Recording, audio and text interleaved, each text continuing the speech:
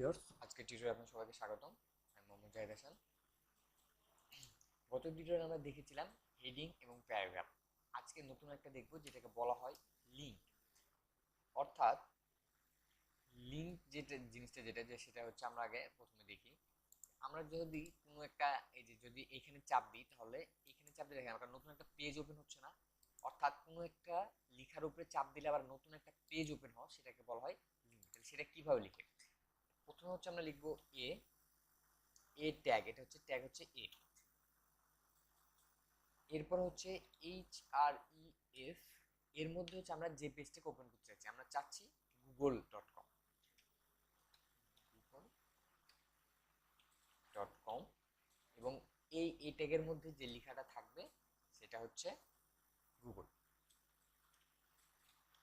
Google.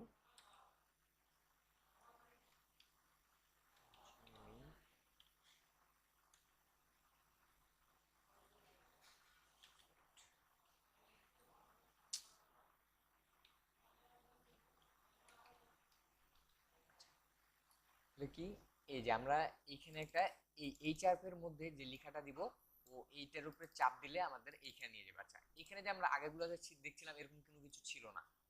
প্রত্যেকটা ট্যাগের আবার কিছু ভাগ আছে, এর মধ্যে কিছু আছে যে এর মধ্যে যেগুলো লেখা হয় সেগুলোকে বলা হয় অ্যাট্রিবিউট। এবং এই পুরোটা হচ্ছে একটা অ্যাট্রিবিউট। এই অ্যাট্রিবিউটের এই প্রথম অংশটুকু হচ্ছে অ্যাট্রিবিউট নেম এবং এটুকু হচ্ছে অ্যাট্রিবিউট ভ্যালু। এরকম ভাবে অনেকগুলো অ্যাট্রিবিউট আছে, যেমন এইচআরএফ, এটা হচ্ছে একটা অ্যাট্রিবিউট।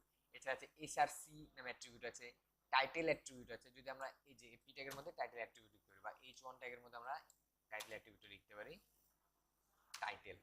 টাইটেল অ্যাট্রিবিউটের মধ্যে অর্থাৎ আমি এটার উপরে কার্সরটা নিয়ে যাব, তখন এখানকার আপনি এই টাইটেলের মধ্যে যে লেখাটা দিবেন সেই লেখাটাই ওইখানে দেখাবে। আচ্ছা, তাহলে আমরা এটা সেভ করি। সেভ করার পরে ব্রাউজারে গিয়ে রিফ্রেশ করি। আচ্ছা, এই যে আমরা এখানে এসে রিফ্রেশ করলাম, রিফ্রেশ করে দেখেন এই পেজে এই যে গুগলটা আমাদের চলে আসছে। আচ্ছা, আমরা কি প্রথমে টাইটেল লিখছিলাম না? টাইটেল মানে হচ্ছে আমরা দেখেন যেই যেই ট্যাগটার উপরে টাইটেল লিখছিলাম সেই ট্যাগের এলিমেন্টের উপরে আমরা কার্সর নিয়ে গেলে আমাদের টাইটেলের মধ্যে যে লেখাটা আছে সেই লেখাটা আমাদের দেখাবে। এটাই হচ্ছে টাইটেলের কাজ। এছাড়া আরো একটা আমরা কিন্তু গুগল, এই গুগলের উপরে আমরা যে চাপ দিই দেখেন আমাদের google.com এ নিয়ে যাচ্ছে। অর্থাৎ এই পেজটাকে সে খুঁজে পায় না। আচ্ছা, এখানে আমরা যখন লিঙ্ক দিব তার আগে এই মানে লিঙ্ক গুলো কপি করে নিয়ে আসবো মেইনলি, তাহলে আমাদের এই ঝামেলা কমে। এইচটিটিপিএস এই লিঙ্কটা আমি যখন দিলাম, তারপরে দেখেন আমি যখন ব্রাউজারে গিয়ে যদি রান করি, ব্রাউজারে গিয়ে রান করলে আমার এখানে যদি আমি চাপ দিই তাহলে দেখেন google.com আমাকে নিয়ে যাবে এরকম। আচ্ছা, আবার আমরা কিছু কিছু সময় দেখি যে ওই পেজটা থাকে নতুন একটা ট্যাব ওপেন করতে হয়, সেটার জন্য আমাদের আলাদা একটা অ্যাট্রিবিউট আছে, সেই অ্যাট্রিবিউটের নেম হচ্ছে টার্গেট। হচ্ছে টার্গেট। টার্গেট অ্যাট্রিবিউটের মধ্যে একটা ভ্যালু হচ্ছে ব্ল্যাঙ্ক। ব্ল্যাঙ্ক ব্ল্যাঙ্ক যদি দিই তাহলে কি হয় আমাদের দেখেন, যদি ব্ল্যাঙ্ক দিই নতুন একটা ট্যাব ওপেন করে আমাদের সেই লিঙ্কটাকে ওপেন করতেছে। এটা হচ্ছে আমাদের ব্ল্যাঙ্ক অ্যাট্রিবিউট। এছাড়া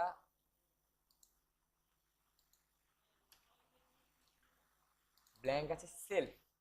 সেটা হচ্ছে সেলফ, SELF, সেলফ। সেলফ মানে হচ্ছে আমার এই পেজের মধ্যেই ওই ট্যাগটা, ওই পেজটা আবার ওপেন হবে। যদি আমরা এটাতে, এটা ছিল হচ্ছে আমাদের বিভিন্ন আমার সেলফ, তারপরে কি এই পেজে google.com টা আসছে। সেলফটা হচ্ছে আমাদের ডিফল্ট। ডিফল্ট হচ্ছে আমরা যদি কোনো কিছু ওই পেজে নিতে চাই সেটা ডিফল্ট হচ্ছে আমাদের, আর সেলফটা লেখা লাগে না, ডিফল্ট ভাবেই সেলফটা কাজ করে।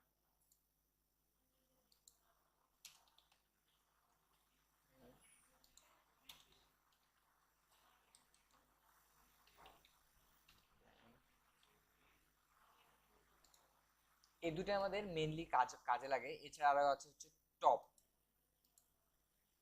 এছাড়া আমাদের আরো কিছু হচ্ছে টার্গেট।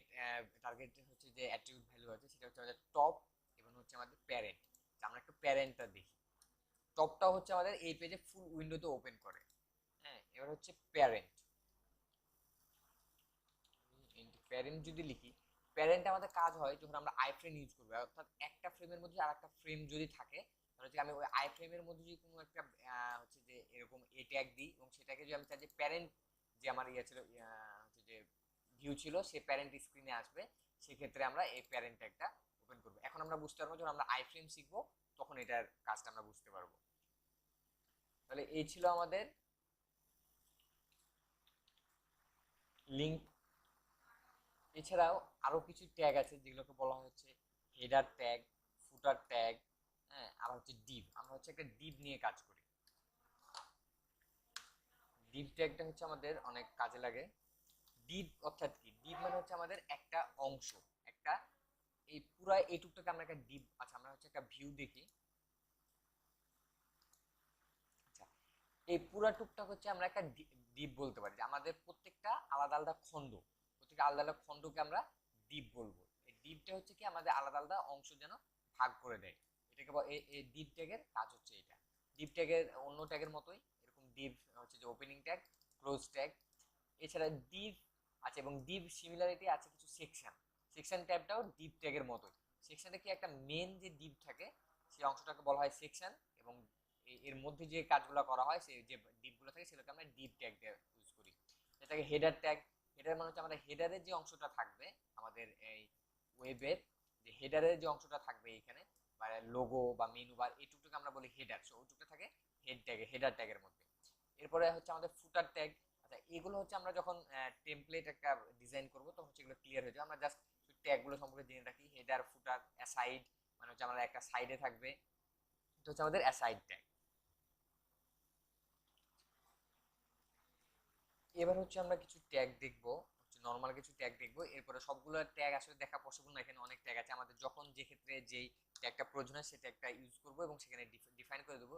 এছাড়াও হচ্ছে আমাদের নিচে রেফারেন্স লিঙ্ক দেওয়া আছে ট্যাগের, এখানে গেলে আপনি সবগুলো ট্যাগের লিস্ট দেখতে পারবেন। তো সেখান থেকে আমি হচ্ছে যে সেখান থেকে আপনি সবগুলো ট্যাগ দেখে নিতে পারেন। এছাড়া আমি লিঙ্কটা আরেকবার দেখিয়ে দিচ্ছি সবাইকে।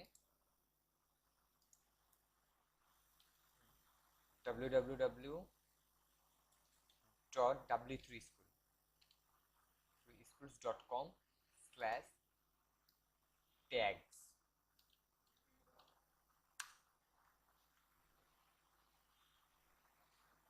এইখানে গিয়ে আমরা এই যে এই HTML ট্যাগের মধ্যে আমরা সবগুলো ট্যাগের ডিফাইন দেখতে পারবো। এছাড়া এইখানেও ট্যাগ লিস্টগুলো আছে, ট্যাগ লিস্টগুলো আছে, এবং এই যে নিচে এইখানে সবগুলো ট্যাগ কিভাবে কাজ করে সেগুলো দেওয়া আছে। আমি জাস্ট বেসিক কিছু ট্যাগগুলো আপনাদের দেখিয়ে দিচ্ছি।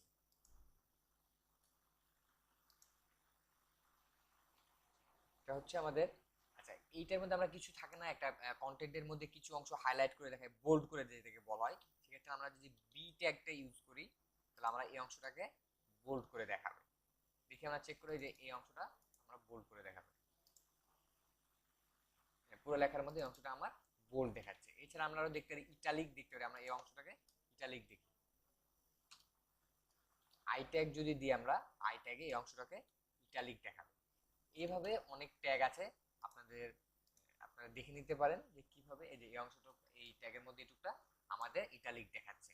এরকম ভাবে আমরা যে রেফারেন্স দিয়ে দিলাম সেই রেফারেন্সে গিয়ে আপনারা দেখতে পারেন যে হচ্ছে পুরো ট্যাগের লিস্টগুলো দেখতে পারবেন এবং ট্যাগগুলো দেখে নেবেন, যখন যে ট্যাগগুলো দরকার সেই ট্যাগগুলো ব্যবহার করবেন।